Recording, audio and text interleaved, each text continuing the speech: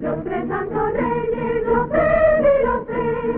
Los tres santos reyes, los tres y los tres. Los saludaremos con divina fe.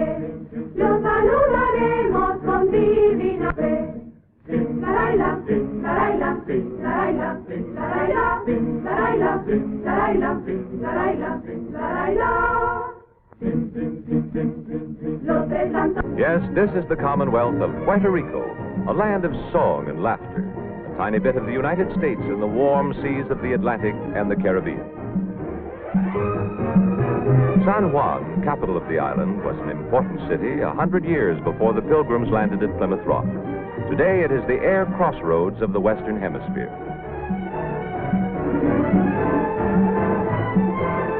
Walk down any street in this 400-year-old city, you'll hear staccato Spanish. You'll see Spanish signs. Every square block presents a sharp contrast between Old Spain and Main Street, USA. Columbus discovered Puerto Rico in 1493. This is La Fortaleza, Puerto Rico's White House, built in 1533 as a Spanish fortress. Today, the flag of the Commonwealth of Puerto Rico waves proudly beside Old Glory.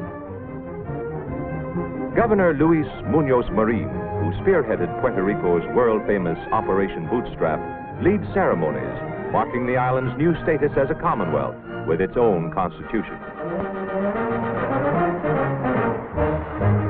Heroes of Korea, some of the 5,000 Puerto Rican troops who served valiantly with United Nations forces.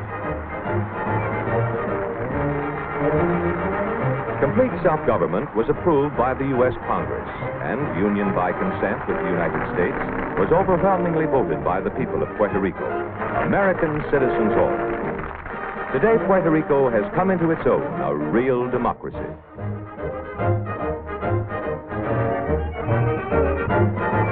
San Juan's loveliest adorn these floats which symbolize Puerto Rico's progress.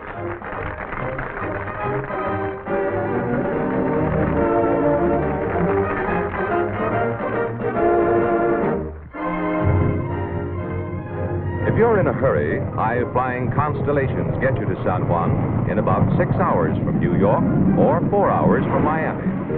Low-fare tourist flights are available, too. You land right in the heart of San Juan, only a few minutes away from the hotels and beaches. There are no customs barriers, and the U.S. dollar or dime is standard currency. More than 500,000 passengers each year go through this air terminal. They call this San Juan's Gold Coast, the center of its resort hotels, casinos, and nightlife. Here is the Condado Beach Hotel with its private oceanfront beach club. It's a vacation paradise 12 months of the year.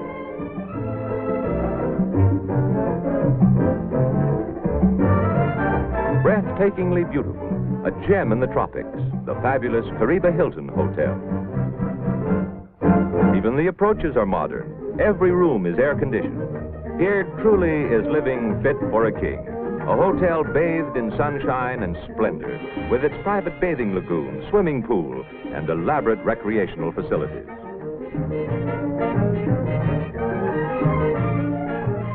My, oh my, the old swimming hole never had anything on this. Tropical treats, too. Coconut milk, a delicious Puerto Rican rum. This is really living. Nearby is Spanish-built Fort San Geronimo. San Juan's newest is the La Rada Hotel. Let's listen to unique Caribbean music from Antigua. Its melody out of sawed-off steel drums, an oil drum serenade.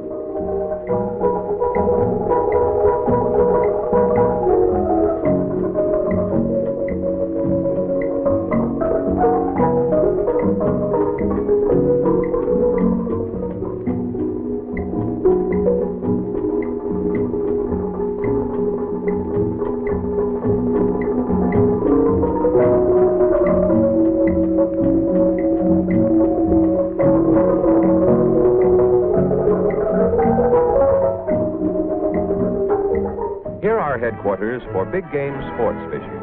Many world record catches have been made in virgin fishing waters here. Most popular historical attraction in San Juan is El Morro. It is the largest Spanish fort on American soil. More than 30,000 tourists visit it each year. French, Dutch, and British buccaneers tried vainly to capture it. 400 years ago, people were dependent upon this fort for protection. The Spanish built it to guard against sea raiders, and in the last war, it was armed against submarine attacks. Golf? In a fort? Well, seeing is believing. The El Morro course is one of the sportiest on the island. Baseball isn't just a sport here, it's a crusade. Mainland big leaguers play with professional Puerto Rican teams during the winter season.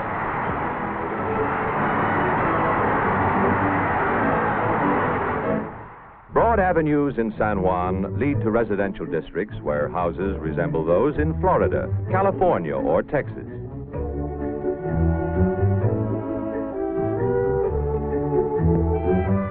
Puerto Rican architects designed all these homes for real comfortable living. Everybody grows and loves flowers in Puerto Rico.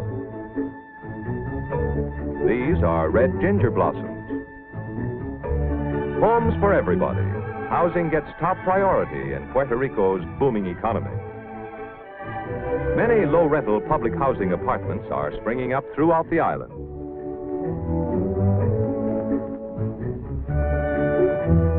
Let's take a trip over modern concrete highways into the country.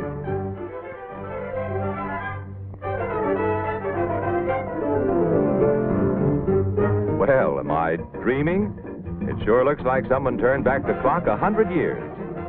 It's the revival of an old coconut mask festival at Louisa, just 45 minutes from San Juan. And how'd you like to see this the morning after?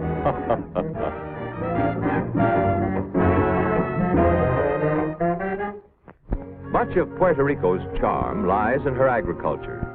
In the warm uplands near Manatee are extensive pineapple plantations. Say, this is easier than opening a can of pineapple. You can see harvests like this everywhere in the Pina country. Just stop your car and watch. Yum, yum. Juicy Spanish red pineapple is the sweetest of all. Exotic fruits of the tropics. That big red one is the Pepino Angola. Groves of bamboo like regal ostrich plumes dot the island. Sugar cane, backbone of the island's economy, it grows everywhere and brings in around $150 million annually. Over 1 million tons each year are shipped to stateside markets. The harvest season is from January to June, a sight that tourists never forget.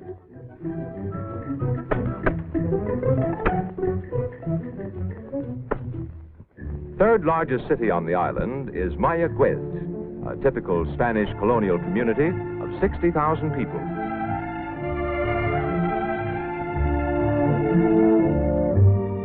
"13 miles away is San Germán. Puerto Rico, as you can see, is small, averaging 35 miles wide and 100 miles long.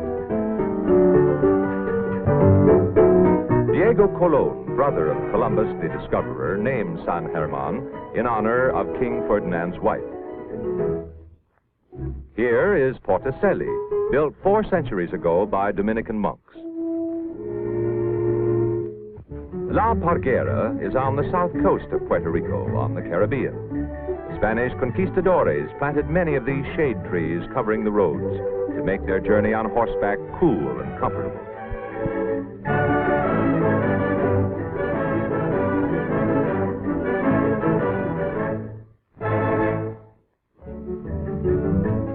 Fishing is the main attraction at La Parguera.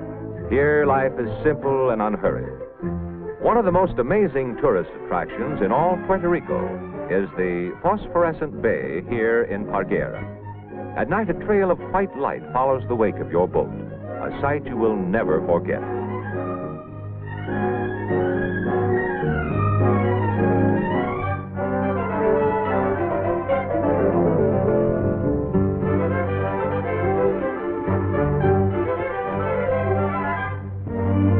But if you want contrast, you'll find it here in Ponce. Here's the city, seen from a hill. As in traditional Spanish colonial cities, Ponce started with its cathedral and plaza. It's the second largest city in Puerto Rico, a proud stronghold of old customs and culture, and it retains much of the charm lost to progress in other parts of the world. Ponce was named for Juan Ponce de Leon, seeker of the Fountain of Youth, and Puerto Rico's first governor. Ponce's fire department is both original and strictly traditional. Its members are volunteers, but ready at the sound of the bell for anything. There they go in a blaze of color. It could be a fire, but it's only practice.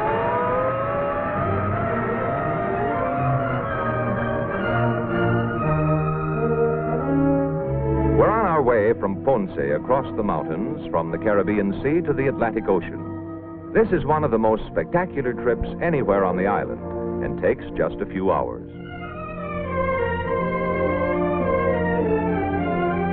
It's really chilly up here in the evenings. This part of Puerto Rico is today the same as when it was discovered by the Spanish. Bananas, too, grow wild in the El Yunque forest. Until you've eaten one ripened on the plant, you've never really tasted bananas. Near the summit is a recreation area and a swimming pool. The water couldn't be purer. Down the mountain we go to Liquideo Beach, near the base of El Yunque. You're there in about half an hour. What a beach! And say, it looks like we're in time for a fiesta, a big one. Yes, it's a pig roast or lechonada, typically Puerto Rican and with all the fixings.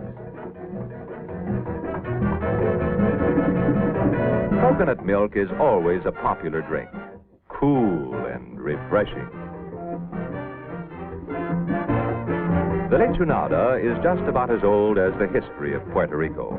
It happens every day on the island, in every village, and in the cities, too. They say they even roast the squeal, and it takes hours to prepare, even by an expert.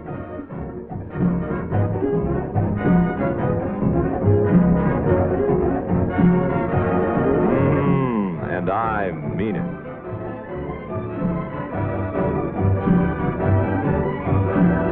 The sun shines every day in Puerto Rico. There's good food and good company under a blue sky. Well, it all adds up to the kind of vacation you'll never want to end.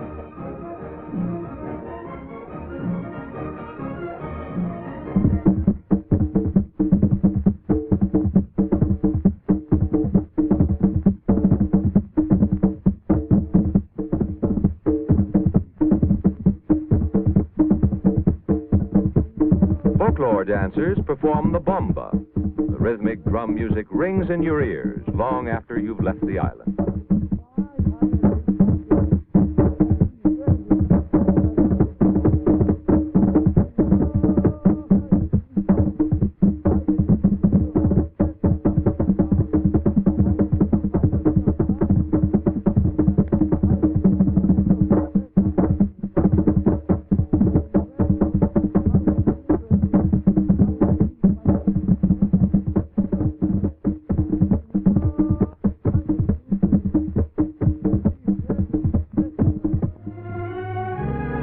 Folks, we're on our way home. The magic of Fiesta Island will haunt you long after you've passed El Morro.